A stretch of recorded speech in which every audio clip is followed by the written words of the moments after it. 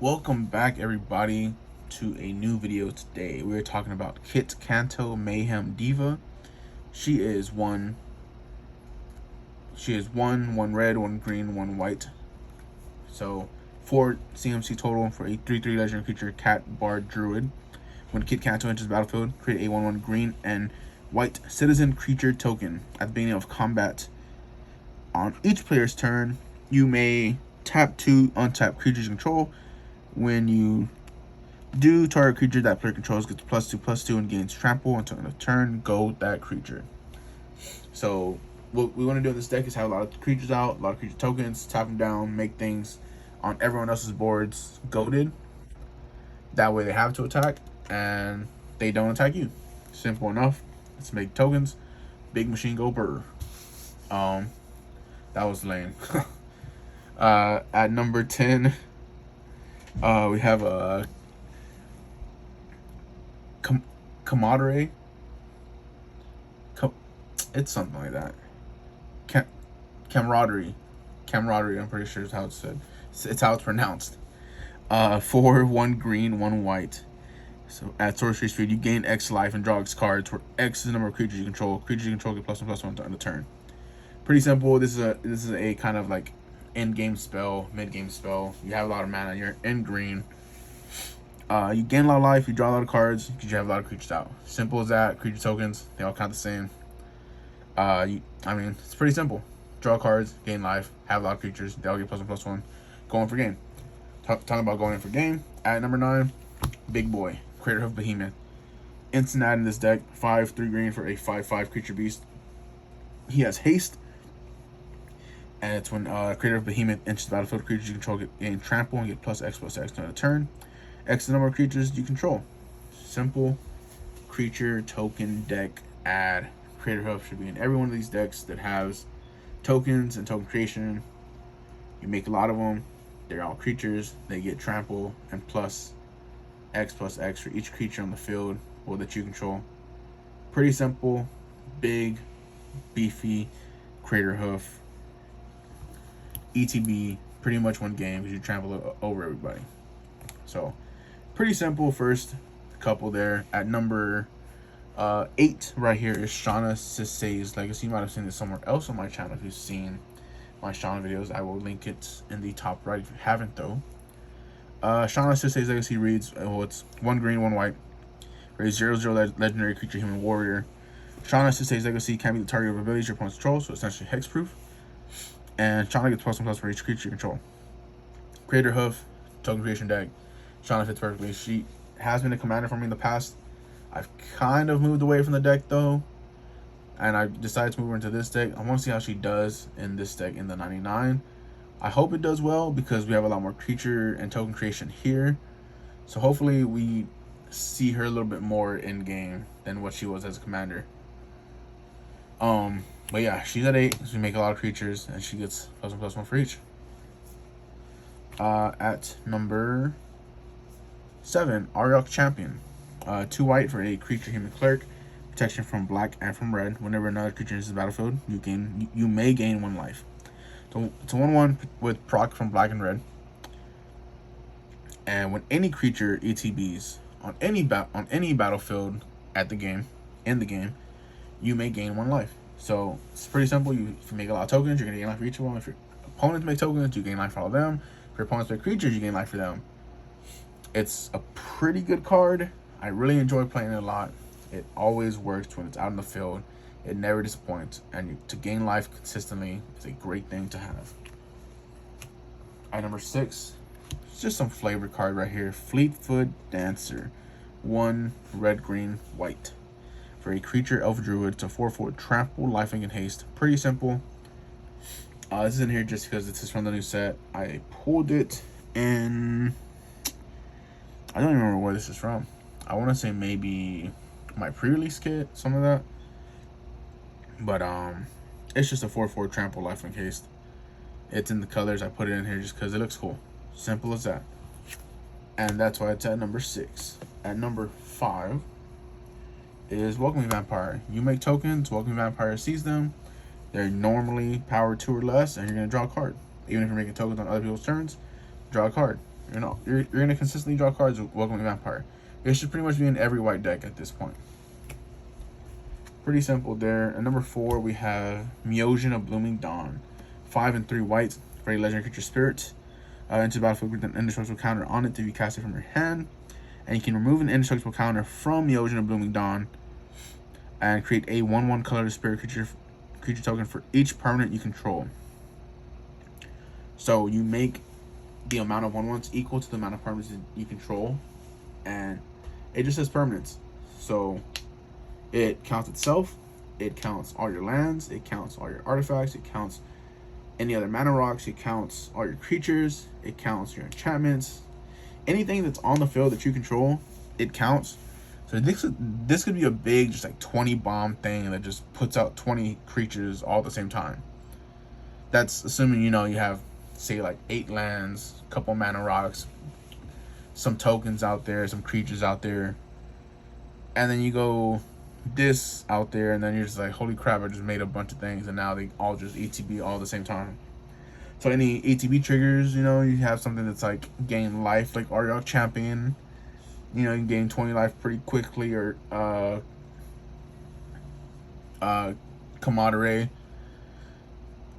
was our number 10 card, and you can play this the turn before, hold this counter on it, take it off, pop in your let's say even like conservative amounts, say like 6.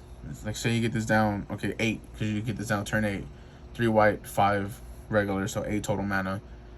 Get this down turn 8 or turn 6, you have Soul Ring, and then you have the lands out there, you have the mana rocks out there. It itself counts. You presumably, if you have 8 mana to spend on this, you have your commander and a couple other things out there, or enchantments.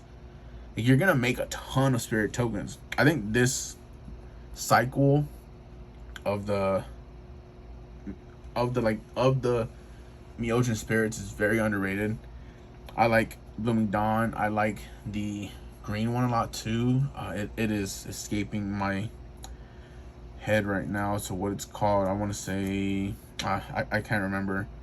But all of these, I really like them a lot. I think they're very fun to use. Just 8 mana is very hard to get out though. It's very hard to justify putting an 8 mana creature in your deck. But I like to play for fun a lot. That's what this is for me. It's fun to get to do something like that.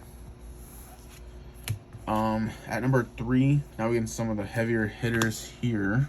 Best Soul Nourisher.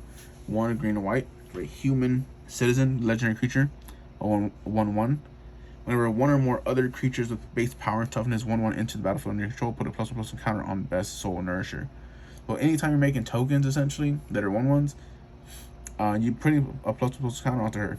And whenever Best attacks each other creature you control with base power and toughness, 1/1 gets +X/+X, turn X number of +1/+1 counters on Best.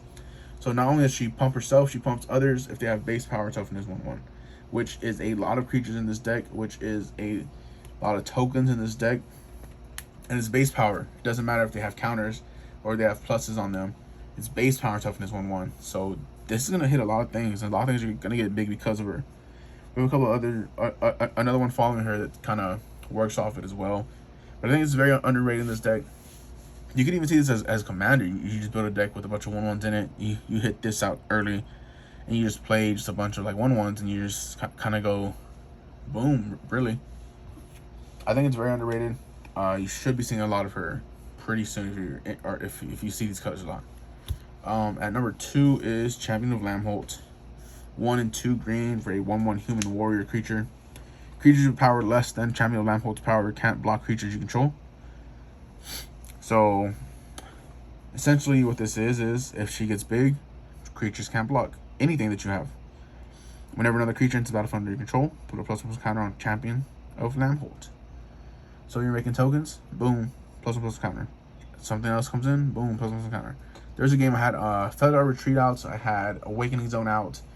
So I would, and if this is out, say you hit the Awakening Zone trigger, Eldrazi Spawn comes in. It is a creature, so +1/+1 counter, so a 2/2. And then Feather Retreats out, play a land, +1/+1 counter, 3/3. So now creatures with power less than 3 can't block any creatures that you control.